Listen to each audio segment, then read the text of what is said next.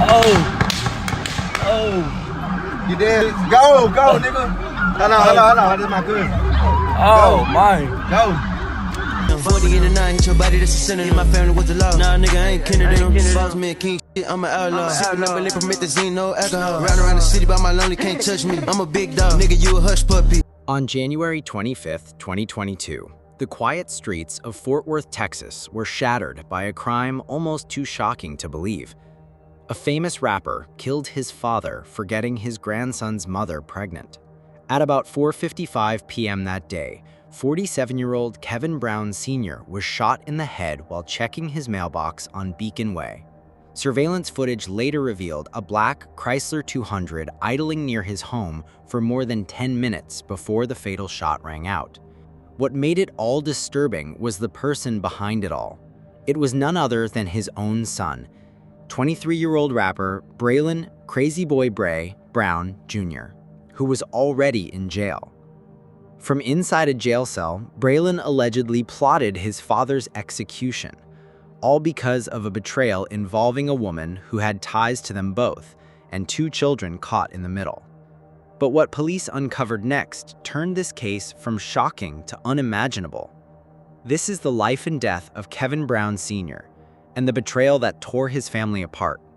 Fort Worth, one of Texas's largest cities, is known for its blend of cowboy culture, arts, and thriving businesses. Yet beneath its growing reputation lies a darker side: violent crime. With one of the highest crime rates in the state, the city has long struggled with gang rivalries and street conflicts. Kevin Brown's killing was not just another statistic.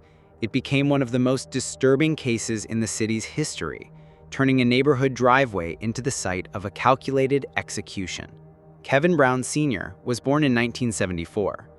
Much about his life has not been widely documented on the internet, and the details available are limited. What is known is that by the time he reached his late 40s, he had worked hard to provide for his family. Those who knew him remembered him as a father trying to keep his family stable, even when challenges were never far away. But his story would not be remembered for his work or his home life. Instead, it would become forever tied to the actions of his own son, a son whose path had been marked by music, gangs, and violence. That son was the 23-year-old rapper Brilan "Crazy Boy Bray" Brown Jr., who was already in jail. Come on. Cassie, get this. Get this on the ground, Cassie, on your ground. Like, you gotta show him. Do what you gotta do. Hello. Tell me when you're ready, huh? You know what I'm saying? Yeah. I want to be. This is my daughter. This ain't no picture.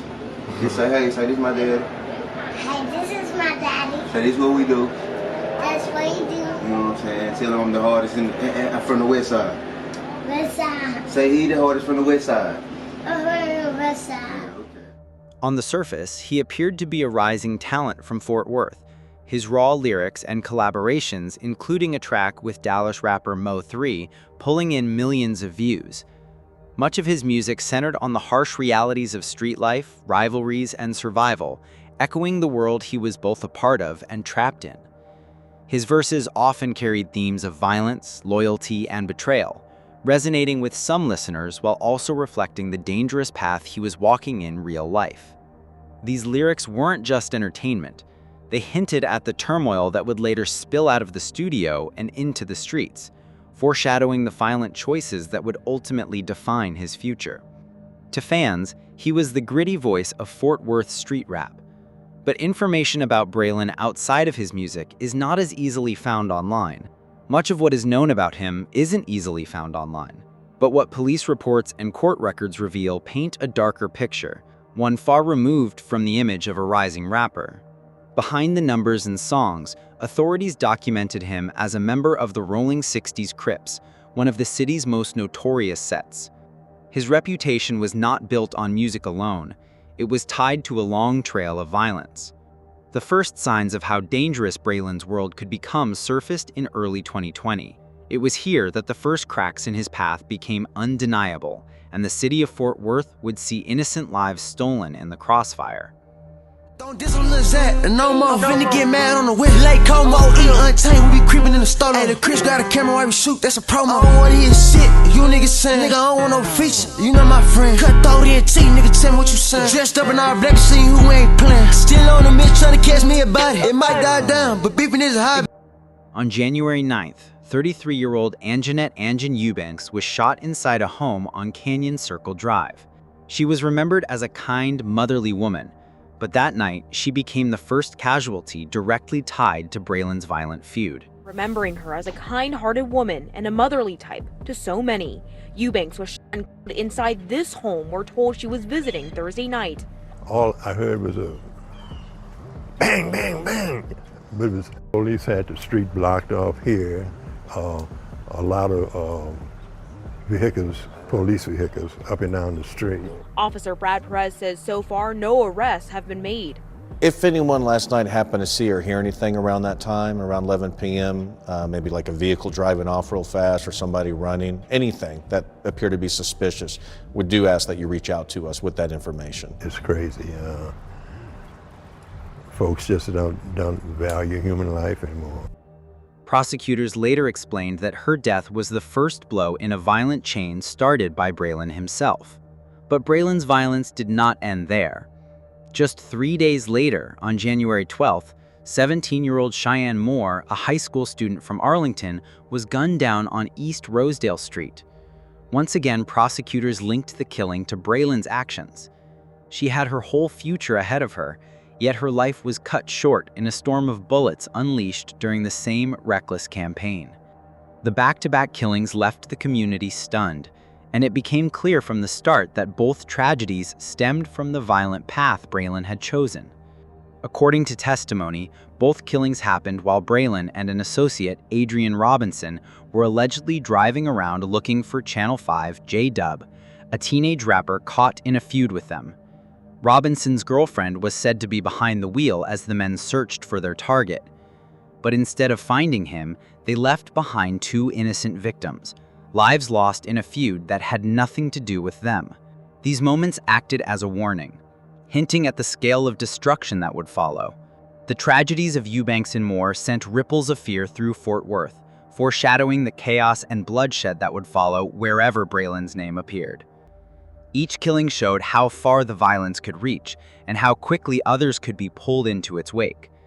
The stage was set for even greater violence, and the name Crazy Boy Bray would soon be tied to even darker chapters of Fort Worth's history. That feud did not stop there, however. Only a month later, Channel 5 J-Dub himself was shot dead at just 17 years old. His body was found in a front yard, an AK-style rifle lying beside him. The killing set off chaos across Fort Worth, including a Mother's Day shooting at a public park where more than 50 rounds were fired and several people were injured. By that time, Brilan was already behind bars, charged in connection with the murders of Eubanks and Moore. Yet from jail, his presence lingered like a shadow. He released a diss track mocking J-Dub's death, a move that stirred even more anger and violence. That diss track may have kept his name alive in the streets, but outside the jail walls, another story was beginning to form. The months leading up to the next tragedy revealed a storm quietly brewing, one that would strike not at a rival, but within his own family. While Brilan sat in bars, his father, Kevin Sr., began a secret affair with Rebecca Shea Willis. On the surface, it might have looked like an ordinary relationship between a man and a woman, but there was a disturbing problem. Shea had already been in a relationship with Kevin's other son, Kevin Jr., and even had a baby with him. The situation crossed boundaries that never should have been crossed. Making matters worse, Shea later had a child with Kevin Sr. as well. She had once been with Kevin Jr. and then became tied to his father, which created a tangled and troubling dynamic. For a family already scarred by the loss of Kevin Jr. during a robbery attempt, this revelation struck deep and reopened old wounds. To Brilan, it was more than a relationship. It was an unforgivable betrayal. He could not accept the shame and anger it brought, and the bitterness ate away at him even while he sat in his cell. The feeling of being wronged by his own father pushed him toward a horrifying decision, one that would leave his family broken forever. He began to describe his father as grimy, and from his cell he started to plot the unthinkable, the murder of his own father. You know I'm gon' die about mine. I be getting hot, just laying back on the low. These niggas play with me, I swear you gon' get smoked. And I ain't never had nobody with me. And I always seem like motherfuckers pull me down or against me. Feel me? Why they had to take my brothers? Now I'm stuck off in the rain. Yeah, they made a nigga suffer. Speak on their name, we slang them cutters. What started as anger grew into obsession. The betrayal festered until it became the only thing on his mind, and soon his thoughts turned into plans. From behind bars, where most would feel powerless, Brilan found a way to control events on the outside. He began laying out every step, convinced that only his father's death could settle the rage inside him. The plan was meticulous. From his jail cell, Brilan broke it down step by step. First, he turned to Damon Mon Cotton, just 19 years old, and made him the one who would pull the trigger. Next came Cotton's girlfriend, Ashlyn Durham, who agreed to sit behind the wheel and drive the getaway car. Finally, there was Alexis Abeta, another girlfriend of Brilan's, who was tasked with buying the bullets and setting up key phone calls. Each role was clear, and each person had their part to play. From inside jail, Brilan sent instructions through his tablet and phone calls. He did not speak plainly. Instead, he used code. Guns were called controllers, and bullets were called pieces. Every message revealed how carefully he planned, even from a cell. Step by step, the plot took shape. Cotton was promised a payment of $2,000 to $3,000 for carrying out the shooting, a deal that bound him to the plan and gave the plot its final, chilling edge. On the afternoon of January 25, 2022, the chilling plan that Brilan was plotting happened. That day began like any other day, on Beacon Way in Fort Worth. The quiet neighborhood seemed calm, the kind of place where nothing unusual was expected. But beneath that calm, something dark had already been set in motion. Kevin Brown Sr. stepped out of his home just before 5 p.m., phone pressed to his ear as he slowly walked down his driveway. He opened the mailbox, found it empty, and shut the door, standing idly beside it. To him, it was a simple moment. But in truth, it was part of a carefully laid trap. Just a short distance away, a black Chrysler 200 sat waiting. The car had been idling for more than 10 minutes, its presence unnoticed by most. Inside, Ashlyn Durham gripped the steering wheel. Her boyfriend Damon Mon Cotton crouched in the backseat with a rifle at the ready. They weren't acting on their own. Their every move was guided by Brilan Brown's orders, echoing from behind prison walls. The setup was chillingly precise. Kevin's walk to the mailbox was not random. It was the cue they had been waiting for. Cotton leaned out from the rear window, and in an instant, the silence of the street was shattered. A burst of gunfire ripped through the air, so sudden and violent that neighbors froze in shock. One of the bullets struck Kevin in the head, killing him instantly. Brick fragments from the mailbox flew into the air as his body collapsed at the edge of the driveway. Within moments, the Chryslers sped away, leaving behind nothing but chaos and the eerie stillness that follows violence. Later, investigators uncovered what made this murder even more disturbing. The phone call Kevin had been on when he walked outside was no coincidence. From his cell inside Tarrant County Jail, Brilan had arranged a three-way call with the help of Alexis Abeta. Through that call, Brilan directed his father outside, telling him to check the mailbox. Kevin, unaware of the danger, followed the words of his own son. At that exact moment, Cotton was waiting with his rifle. The ambush was carried out in real time, with Brilan listening as his plan unfolded. The pieces of the plot became clearer as the truth came out. Cotton pulled the trigger. Durham drove the getaway car. Abeta connected the calls and even secured the bullets Cotton would use. But the mastermind was Brilan. From his jail cell, he had orchestrated every step, turning words into weapons. A father's life ended at his own mailbox, not by the hand of a stranger, but by the design of his son. The shock of that betrayal left Fort Worth shaken, a city forced to reckon with just how far the cycle of violence had gone. The murder of Kevin Brown Sr. shocked Fort Worth, But what came after revealed just how deeply twisted the case really was. Detectives wasted no time pulling every thread they could find. They reviewed the neighbor's surveillance video frame by frame, tracing the Chrysler 200 with its bent fender and damaged tire. Real-time crime cameras across the city helped them track the car's movements, narrowing in on its owner and, eventually, on Ashlyn Durham and Damon Cotton. What began as a grainy clip of a car on a quiet street soon unraveled into a web of betrayal, money, and orders that reached straight into the county jail. When police moved in, the truth finally came out little by little. Investigators uncovered his jail tablet messages, his phone calls, the coded words he used for guns and bullets. And to top it all off, the police found the elaborate plan he made to kill his father. Piece by piece, the picture grew darker. And then came the evidence that pushed the case into an even deeper shadow. It wasn't just about the planning, it was about the betrayal inside the family. The police discovered that Kevin Sr. had been in a relationship with Rebecca Shea Willis, the same woman who had also been with Brilan's brother. She had children with both father and son.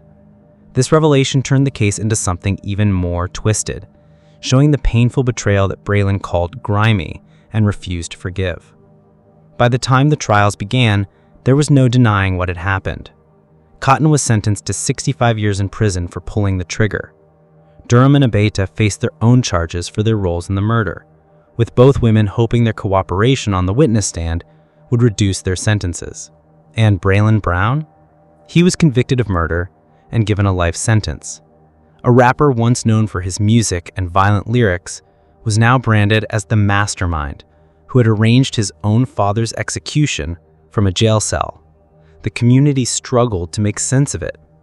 Kevin Sr.'s death was not just another statistic of gun violence. It was a father taken by his son, a betrayal that left neighbors and friends shaken. Families across Fort Worth spoke of the case as a chilling reminder of how cycles of violence, gang culture, and broken loyalty could destroy even the closest bonds. To them, this was not just about one family. It was about the dangers that come when rage and revenge dictate the course of a life. For hip-hop, the story added to a growing list of tragedies where rappers and violence collided. Crazy Boy Bray's downfall became a cautionary tale, a reminder that the same energy put into music and image can turn deadly when mixed with real-life grudges. His case stood as one of the most shocking, not only because of the crime itself, but because of who he targeted: a son, killing his father over betrayal and pride. Even now, the legacy of the case lingers. Kevin Sr. is remembered by those who loved him, a man who should have been safe in his own driveway. Brilan's locked away, serving a life sentence that closed the chapter on his career, but left behind scars that his family will never heal from. And Fort Worth carries the weight of another name etched into its long history of violence, a story of blood ties severed in the most brutal way.